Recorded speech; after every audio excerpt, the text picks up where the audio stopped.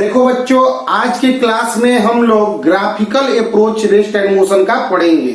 तो ध्यान दो, हम लोग पढ़े डिस्प्लेसमेंट, हम लोग पढ़े वेलोसिटी और हम लोग पढ़े एक्सेलरेशन। ठीक है, तो डिस्प्लेसमेंट को एस से, वेलोसिटी को वी से और एक्सेलरेशन को हम ए से डिनोट किए हैं। तो ध्यान पूर्वक बच्चों समझोगे। देखो, अगर एक्स एक्सिस और वाई एक्सिस है, अगर कोई स्ट्रेट लाइन एक्स एक्सिस के साथ थीटा एंगल बनाता है एंटी क्लॉकवाइज डायरेक्शन में, तो एम बराबर स्लोप बोला जाता है और स्लोप बराबर होता है बच्चों tan थीटा। यह लाइन याद रखोगे। अगर कोई स्ट्रेट लाइन एक्स एक्सिस के साथ घड़ी के विपरीत दिशा में थीटा एंगल बनाता है तो tan थीटा को स्लोप कहते हैं। ठीक, y और x में अगर कोई रिलेशन दिया होगा, जैसे कि एग्जाम्पल के तौर पर y बराबर एक्स स्क्वायर, y बराबर एक्स का क्यूब, y और x में एक फार्मूला का रिलेशन होगा, तो x में बदलाव डेल्टा x, तो y में बदलाव होगा delta y। Delta y by delta x को हम लोग बोलते हैं y में चेंज बटा x में चेंज। अगर यह चेंज बहुत छोटा होगा तो इसे dy बाई dx कहते हैं।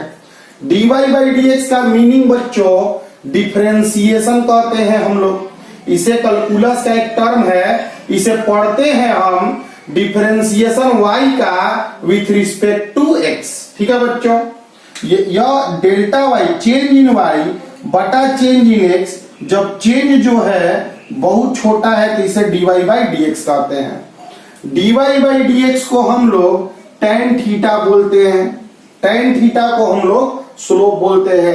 तो dy बाई dx का ग्राफ में मतलब tan थीटा होता है। अगर हम a का डिफरेंशिएशन किए और हमें b प्राप्त हुआ, तो b का इंटीग्रेशन करने से हमें a प्राप्त होता है। ठीक है बच्चों, a का डिफरेंशिएशन करने से अगर b प्राप्त हुआ तो b का इंटीग्रेशन करने से a प्राप्त होता है।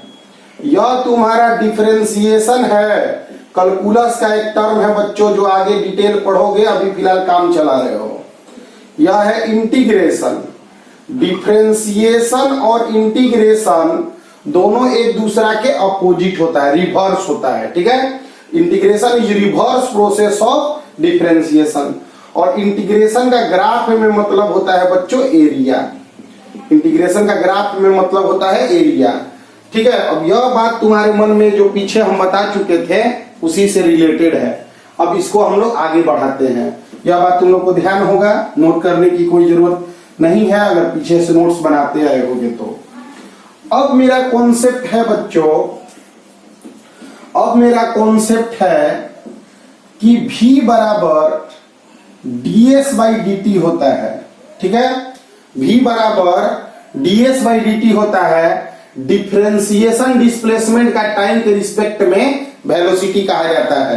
तो ध्यान दोगे बच्चों कि अगर हम लोगों को डिफरेंशिएशन का मतलब स्लोप हम जान गए हैं, ठीक है, तो अगर v बराबर कह सकते हैं तो स्लोप ऑफ st ग्राफ कह सकते हैं।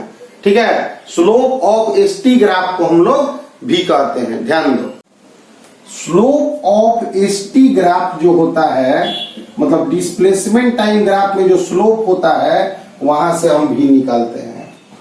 a बराबर dv बाई dt होता है बच्चों। एक्सेलरेशन जो होता है change in velocity by time होता है, rate of change of velocity होता है। तो एक्सेलरेशन ग्राफ के हिसाब से स्लोप ऑफ vt ग्राफ होता है। यह बात भी ध्यान रखना। अब ध्यान दो, s बराबर v dt का इंटीग्रेशन होता है। s का डिफरेंशिएशन करने से v मिलता है, तो v का इंटीग्रेशन करने से s मिलता है। तो s बराबर होता है एरिया अंडर vt ग्राफ। ठीक है बच्चों, और v बराबर होता है a dt। तो v बराबर होता है एरिया अंडर at ग्राफ।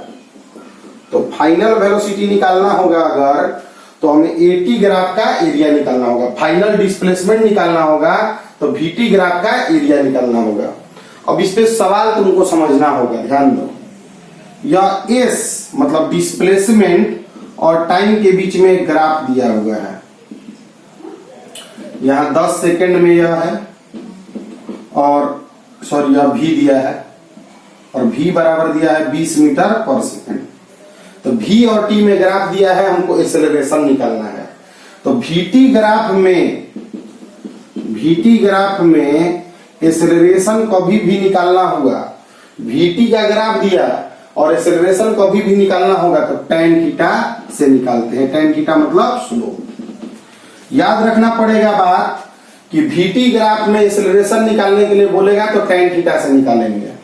तो tan थीटा यहां पर क्या होगा बच्चों, p/b 20/10 यानी क्या आ गया 2 मीटर पर सेकंड स्क्वायर। ठीक, इसी ग्राफ में डिस्प्लेसमेंट पूछेगा। तो vt ग्राफ में अगर डिस्प्लेसमेंट निकालने के लिए बोल दे कि vt ग्राफ में बच्चों डिस्प्लेसमेंट निकालो, तो होता है एरिया अंडर vt ग्राफ। तो vt ग्राफ का एरिया निकालना होगा। तो vt ग्राफ का एरिया अगर हमको निकालना होगा बच्चों, तो ध्यान दोगे, बढ़िया से समझोगे, तो यह एक ट्रायंगल बन रहा है, टाइम एक्सिस के साथ एरिया लिखा जाता है। जिसके रिस्पेक्ट में डिफरेंट इंटीग्रेशन होता है ना, उसके रिस्पेक्ट में एरिया लिया जाता है। तो यहाँ पे वो ट्रायंगल का निर्माण हुआ है, तो हाफ बेस इंटू हाइट यानी आ गया 100 मीटर। तो नोट कर लोगे बाबू, बहुत इंपॉर्टेंट बोर्ड है कि अगर एस और टी मतलब डिस्प्लेसमेंट टाइम का ग्राफ दिया है तो वेलोसिटी निकालने के लिए स्लोप निकालते हैं। vt का ग्राफ दिया है तो स्लोप निकालोगे तो एक्सेलरेशन मिलेगा। vt के ग्राफ से एरिया निकालोगे तो डिस्प्लेसमेंट मिल जाएगा। at के ग्राफ से एरिया निकालोगे तो वेलोसिटी, फाइनल वेलोसिटी तुम्हें मिल जाएगा। इसे बाबू नोट कर लोगे, आगे बढ़ते हैं। तो बहुत ही इंपॉर्टेंट कॉन्सेप्ट है, थोड़ा ध्यान पूर्वक समझना पड़ेगा, इसको वीडियो रोक के नोट करते जाओगे। अब आगे कॉन्सेप्ट है एक बच्चों कि एक्सेलरेशन और टाइम के बीच का ग्राफ दिया है। यह ग्राफ है 11 मीटर पर सेकेंड स्क्वायर, एक्सेलरेशन धीरे धीरे कम होकर 10 सेकेंड पर जाकर 0 हो गया।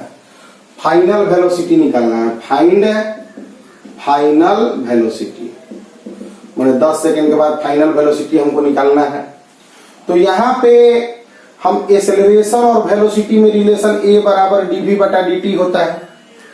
Change in velocity by time, rate of change of velocity को हम एक्सेलरेशन कहते हैं।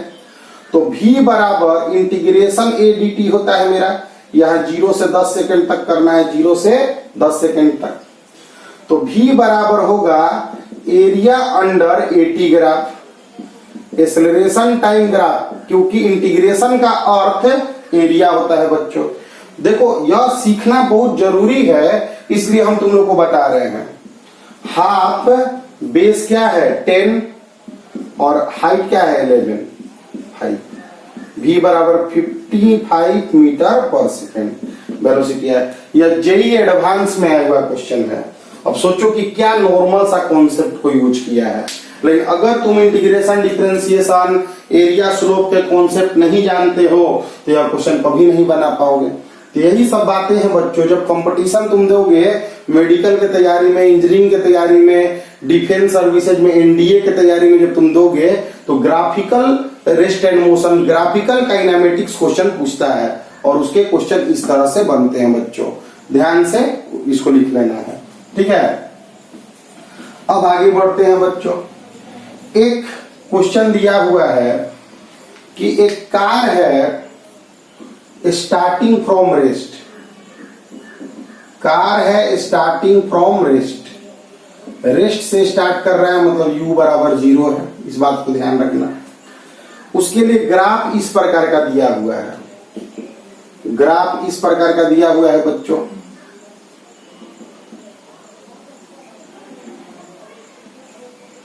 एक्स एक्सिस पर टाइम है, वाई एक्सिस पे एक्सेलरेशन है, 5 मीटर पर सेकेंड स्क्वायर, 0, 10, 20 और 30। यहाँ पे दिया है -5 मीटर पर सेकेंड स्क्वायर। एक्सेलरेशन और टाइम के बीच का ग्राफ दिया गया है। फाइंड करना है डिस्प्लेसमेंट डिस्प्लेसमेंट निकालना है इन 30 सेकेंड, 30 सेकेंड में डिस्प्लेसमेंट निकालना है। तो इस ग्राफ को देखोगे, यह 3 टुकड़ा में ग्राफ है। 0 से 10 सेकेंड तक एक्सेलरेशन का वैल्यू 5 दिया है, 10 से 20 सेकेंड तक एक्सेलरेशन का वैल्यू 0 दिया है, और 20 से 30 सेकेंड का एक्सेलरेशन का वैल्यू -5 दिया है। मतलब अगर इस डायरेक्शन को पॉजिटिव डायरेक्शन मानते हो तो पहला 10 सेकेंड के लिए इधर एक्सेलरेशन लगा है, फिर 10 सेकेंड तक 0 एक्सेलरेशन है, और फिर अंतिम 10 सेकेंड के लिए उल्टा डायरेक्शन में एक्सेलरेशन लगने लगा है। तो यह 3 टुकड़ा में मोशन के बारे में बता रहा है। तो यहां पे हम लोग बताएंगे मोशन ड्यूरिंग 0 to 10 सेकेंड। पहला टुकड़ा में हम लोग लेते हैं शुरुआत वेलोसिटी मेरा 0 क्वेश्चन कह रहा है, एक्सेलरेशन की जगह 5 मीटर पर सेकेंड स्क्वायर, टाइम की जगह 10 सेकेंड मेरा दिया हुआ है। s बराबर ut plus half at square लिख देंगे। s बराबर 0 इंटू 10 हाफ 5 इंटू 10 का स्क्वायर, तो 0 हाफ 5 100, 50 आ गया 250 मीटर। मतलब पहला 10 सेकेंड में बॉडी 250 मीटर डिस्प्लेसमेंट चल देगा। v बराबर u प्लस at होता है, तो 0 प्लस 5 गुने 10 50 मीटर पर सेकेंड। यानी पहला 10 सेकेंड बीतने के बाद वह 250 मीटर डिस्प्लेसमेंट चल चुका होगा, और तब तक उसका स्पीड बढ़ते बढ़ते 50 हो गया होगा। क्योंकि एक्सेलरेशन है, स्पीड भी बढ़ेगा ना बाबू, वेलोसिटी भी बढ़ेगा, तो 50 हो गया। मोशन ड्यूरिंग 10 to 20 सेकेंड, माने इस दौरान भी टाइम तुम्हारा 10 सेकेंड है, एक्सेलरेशन 0 है, और उस दौरान जो वेलोसिटी है वह 50 है। अब कैसे जाने की 50 है? तो 10 सेकेंड बीतने के बाद वेलोसिटी 50 हो गया है। वही वेलोसिटी ना 10वां के स्टार्ट में भी है, और उसके बाद एक्सेलरेशन नहीं है। एक्सेलरेशन 10 से 20 सेकेंड तक एक्सेलरेशन 0 है। तो 0 एक्सेलरेशन का मतलब होता है बच्चों कांस्टेंट वेलोसिटी, यानी कि पहला 10 सेकेंड में धीरे धीरे वेलोसिटी बढ़ते बढ़ते बढ़ते बढ़ते 50 पहुंच गया, और फिर अगला 10 सेकेंड तक वह वेलोसिटी 50 ही रहा। यानी कि इस दौरान डिस्प्लेसमेंट निकालोगे s बराबर, तो वेलोसिटी इनटू टाइम कर दोगे, क्योंकि एक्सेलरेशन तो है नहीं, तो डिस्प्लेसमेंट बराबर वेलोसिटी इनटू टाइम 50 गुने 10 यानी 500 मीटर। अब आते हैं अंतिम 10 सेकेंड में, मोशन ड्यूरिंग 20 to 30 सेकेंड। तो इस दौरान भी टाइम 10 सेकेंड है बच्चों। शुरुआत वेलोसिटी 50 है, कैसे जान गए 50? तो देखो पहले यहां पे वेलोसिटी u बराबर 0 था, t बराबर 10 सेकेंड पे वेलोसिटी 50 हो गया 10 सेकेंड पे, और t बराबर 20 सेकेंड तक में वेलोसिटी में कोई परिवर्तन नहीं हुआ, तो 50 ही रहा। अब 20 से 30 में अब यहां से घटना स्टार्ट होगा, क्योंकि डिक्लेरेशन है, माइनस में एक्सेलरेशन है, मतलब अपोजिट में एक्सेलरेशन है, यानी डिक्लेरेशन होगा -5 मीटर पर सेकेंड स्क्वायर। क्लियर है बच्चों? तो यहाँ 0, यहाँ 50, फिर यहाँ 50, क्योंकि इस दौरान वेलोसिटी कांस्टेंट रहा है।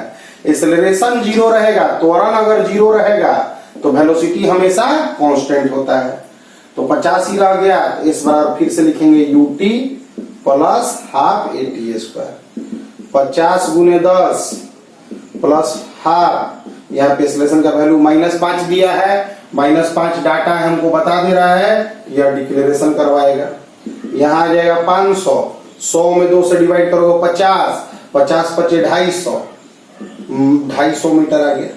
तो टोटल डिस्प्लेसमेंट जो 30 सेकेंड में हम लोग, टोटल डिस्प्लेसमेंट जो 30 सेकेंड में हम लोग चले, तो 500, पहले 250 पहला 10 सेकेंड में, फिर 500 और फिर 250, मतलब 1000 मीटर हम लोग चले। क्लियर है बच्चों? तो जब कार स्टार्टिंग फ्रॉम रेट, शुरू में कार का वेलोसिटी 0 था, 10 सेकेंड तक वह एक्सेलरेशन से चला, फिर अगला 10 सेकेंड तक वह कांस्टेंट वेलोसिटी से चला, फिर अगला 10 सेकेंड तक वह डिक्लेरेशन से चला और रुक जाएगा, क्योंकि जितना वेलोसिटी, जितना रेट से एक्सेलरेट हुआ है उतना ही रेट से डिक्लेरेट हुआ है, उतना ही टाइम तक, तो फाइनली रुक जाएगा और 1000 मीटर उसका इस दौरान वह डिस्प्लेसमेंट कवर करेगा। बहुत अच्छा क्वेश्चन है। यह सभी क्वेश्चन, सभी न्यूमेरिकल हम लोग HC वर्मा के क्वेश्चन से ही उठा रहे हैं बच्चों, तो ध्यान पूर्वक समझोगे तो सब सीख जाओगे। ग्राफ देखकर हम लोग क्या क्या नॉलेज निकाल पाए, यह बहुत इंपॉर्टेंट बात है बच्चों, इसलिए ध्यान पूर्वक पढ़ाई को समझा करो, ठीक है। पढ़ाई को ध्यान पूर्वक समझोगे तो ही सीख पाओगे। देखो बच्चों, ध्यान दो। अब हम यहां बोल सकते हैं कि, अब यहां पे हम लोग बोल सकते हैं कि देखो, यहां पे एक ग्राफ दिया गया, एक डिस्टेंस है और टाइम है। डिस्टेंस और टाइम का यह ग्राफ दिया है और डिस्प्लेसमेंट और टाइम का यह ग्राफ दिया है। दोनों ग्राफ को ध्यान देके समझो। जैसे जैसे टाइम बढ़ रहा है, डिस्प्लेसमेंट बढ़, डिस्टेंस बढ़ रहा है, इसका मतलब बॉडी चल रहा है, और फिर टाइम बढ़ा तो डिस्टेंस घट गया। इसके तुलना में यहाँ डिस्टेंस घट गया। डिस्टेंस एक ऐसा चीज है, वह किसी पार्टिकल के द्वारा चला गया रास्ता का कुल लंबाई होता है, मतलब टोटल पाथ लेंथ होता है। मतलब उसमें डायरेक्शन नहीं देखना है, इधर चले या इधर चले, हमेशा जोड़ते जाना है, क्वांटिटी मैग्नीट्यूड लेना है और जोड़ते जाना है। तो डिस्टेंस कभी घट नहीं सकता है। Distance can never be decreased. Decrease माने होता है घटना, तो कभी घट नहीं सकता है। या तो रॉन्ग ग्राफ हो गया, क्योंकि यहाँ डिस्टेंस घटता हुआ दिखा दिया। डिस्प्लेसमेंट क्या है कि हम इधर 4 चले और फिर इधर 1 चल गए, तो हम 3 चले एक्चुअली डिस्प्लेसमेंट, क्योंकि डिस्प्लेसमेंट में इनिशियल टू फाइनल देखा जाता है। इसका मतलब यह है बच्चों कि यहाँ पर डिस्प्लेसमेंट घट सकता है, तो डिस्प्लेसमेंट कैन बी डिक्रीज्ड। जब उल्टा डायरेक्शन में चले, कैन बी डिक्रीज्ड। तो इसलिए यह सही ग्राफ है और यह गलत ग्राफ है। समझ गए ना बच्चों। क्वेश्चन है, देखो जनरली क्या होता है कि यहाँ पे मान लो यहाँ पे कोई जगह है पटना और यहाँ पे एक जगह है रांची। बस का रास्ता ऐसे ऐसे बनाया गया है, ठीक है। यह 320 किलोमीटर है, ठीक है। तो बस के द्वारा जो ट्रेवलिंग रास्ता बनाया जाता है, बस तो चलता है, तो जैसे जैसे रोड बनाया होगा, जैसे जैसे मुड़ा होगा, मुड़ के चला होगा, तो बस के द्वारा चला गया रास्ता का जो कुल लंबाई दिया रहता है वह डिस्टेंस होता है, ठीक है। और एरोप्लेन से देता है, वो भी देखो एरोप्लेन में भी कुछ ऐसे रनवे पे चला, फिर इसे उठा लेंगे, उसको इग्नोर करते हुए बाई एयर इसका डिस्टेंस दे दिया है तुम्हारा 260 किलोमीटर। यानी यह जो डिस्टेंस दिया है बाई एयर, हवे में, इसको डिस्प्लेसमेंट बोलते हैं। डिस्प्लेसमेंट। तो पटना से हम लोग को रांची जाना था, डिस्टेंस बस से जा रहे थे तो डिस्टेंस तुम्हारा 320 किलोमीटर था। आप बाई एयर जाते तो हवे में जाते तो 260 होता। तो बताना है कि बस 8 घंटा लगाया है पहुंचने में, तो एवरेज स्पीड क्या होगा। तो एवरेज स्पीड होता है total distance by total time. बस पटना से रांची जाने में 8 घंटा लगाया है, तो एवरेज स्पीड क्या होगा, तो टोटल डिस्टेंस 320/8 बन गया। एवरेज वेलोसिटी पूछेगा तो total displacement by total time, तो टोटल डिस्प्लेसमेंट है 260 और टाइम तो 8 घंटा लगा है। बस यहां से यहां आने में टाइम तो 8 घंटा लगा है ना। डिस्प्लेसमेंट वह पाथ नहीं होता है जिस पर चले ही, जबकि डिस्टेंस वह पाथ होता है जिस पर बस को चलना है। डिस्प्लेसमेंट तो बस इनिशियल टू फाइनल लाइन को मिला देना है। तो इस क्वेश्चन में अगर बस का एवरेज स्पीड निकालोगे तो 320/8 लिखोगे, और एवरेज वेलोसिटी निकालोगे तो 260/8 लिखोगे। मान लिया जाए एक लड़का है वह अपने घर से बाइक लेके निकला, घूम फिर के फिर घर ही आ गया, तो उसका डिस्प्लेसमेंट क्या हुआ बच्चों? तो जीरो। तो उसका एवरेज वेलोसिटी क्या होगा? तो जीरो होगा। अगर तुम अपने बाइक लेके घर से घूम फिर के वापस घर आ जाते हो तो इनिशियल फाइनल सेम पोजीशन हो जाता है, इसलिए टोटल डिस्प्लेसमेंट जीरो होता है। और टोटल डिस्प्लेसमेंट अगर जीरो होगा तो एवरेज वेलोसिटी भी क्या होगा बच्चों? जीरो होगा। क्लियर है? ध्यान से समझो। देखो, तो ध्यान पूर्वक समझोगे चीजों को सीख जरूर जाओगे। थोड़ा मेहनत करना पड़ता है ग्राफिकल अप्रोच में। मैथमेटिकल टूल्स के टॉपिक को पढ़ते हुए या सभी 5-6 क्लास जो रेस्ट एंड मोशन के गए हैं उसको मेहनत से बाबू पढ़ो और HC वर्मा को बनाना स्टार्ट करो। करीब 20-22 क्वेश्चन तुम बना सकते हो। थोड़ा मेहनत लगेगा, बड़े बुक्स को बनाने में मेहनत लगता है, लेकिन बनाना चाहिए। ठीक है, ध्यान दो बच्चों। देखो, S बराबर ut plus half AT square है। डिस्प्लेसमेंट एक पार्टिकल के द्वारा या डिस्प्लेसमेंट का फॉर्मूला है। तो इस फॉर्मूला में तुम देख रहे हो कि u इनिशियल वेलोसिटी है, t टोटल टाइम है, a एक्सेलरेशन है जो कि कांस्टेंट होना चाहिए। तो डिस्टेंस इन n सेकेंड क्या होगा? n सेकेंड, शुरू से n सेकेंड में क्या डिस्टेंस चलेगा? S1 नाम दो, un plus half an square. Distance कहो या डिस्प्लेसमेंट कहो। अगर एक लाइन पे है तो डिस्टेंस और डिस्प्लेसमेंट बराबर हो जाता है। मोशन इन स्ट्रेट लाइन जब हम लोग पढ़ रहे हैं तो डिस्टेंस या डिस्प्लेसमेंट, एक लाइन पे चलोगे तो डिस्टेंस भी वही चलोगे और डिस्प्लेसमेंट भी वही चलोगे। Displacement in n-1 second, S2 नाम दे दो। n-1 हाफ a n-1 का स्क्वायर। ध्यान दो बच्चों, 10 सेकेंड में तुम डिस्टेंस निकाल लिए और 9 सेकेंड में तुम डिस्टेंस निकाल लिए, तो 10वां सेकेंड में क्या डिस्टेंस होगा? तो टोटल 10 सेकेंड के डिस्टेंस में से 9 सेकेंड के डिस्टेंस को माइनस कर दोगे तो 10वां सेकेंड का डिस्टेंस तुम निकाल लोगे। मतलब मान लो 10 ओवर में 60 रन बनाया है और 9 ओवर में 50 रन था, तो 10वां ओवर में 10 रन बनाया होगा। यानी कि distance displacement in nth second, बहुत इंपॉर्टेंट फार्मूला होता है यह। डिस्प्लेसमेंट इन nवां सेकेंड, nवां सेकेंड, n सेकेंड और nवां सेकेंड। 10 सेकेंड मतलब 0 से 10 सेकेंड और 10वां सेकेंड मतलब 9 से 10, 9 से 10 10वां सेकेंड हुआ। Sn नाम देते हैं इसे। n सेकेंड के डिस्प्लेसमेंट में से n-1 सेकेंड के डिस्प्लेसमेंट को माइनस कर देते हैं। ये समझ रहे होगा बच्चों। n सेकेंड में डिस्प्लेसमेंट निकाल लिए, n-1 सेकेंड में डिस्प्लेसमेंट निकाल लिए, तो n सेकेंड के टोटल डिस्प्लेसमेंट में से n-1 सेकेंड के डिस्प्लेसमेंट को घटा दिए तो जो nवां सेकेंड था उसका डिस्प्लेसमेंट निकल गया। मान लो बच्चों n सेकेंड यहां तक पहुंचा 0 से और n-1 तक में यहां तक पहुंचा, यही ना nवां सेकेंड का डिस हुआ। तो nवां सेकेंड के लिए टोटल डिस्प्लेसमेंट में से n-1 सेकेंड का डिस्प्लेसमेंट को हटा देंगे तो वह nवां सेकेंड का डिस्प्लेसमेंट बता देगा बच्चों। तो Sn बराबर आ गया un plus half an square minus un-1 minus half n square minus 2n plus 1। इस स्क्वायर के फॉर्मूला को हम लोग आगे बढ़ा लिए।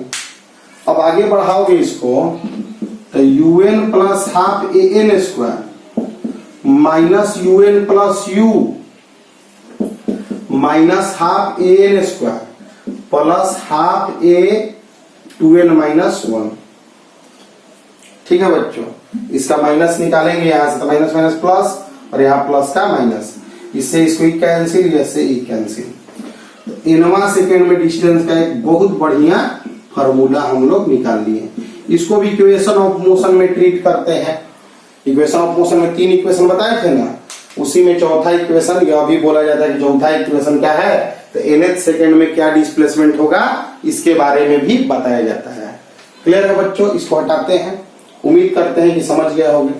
तो आज के क्लास में सुनो ध्यान से, वेलोसिटी टाइम का ग्राफ दिया होगा तो एक्सेलरेशन स्लोप से निकलेगा, tan थीटा से।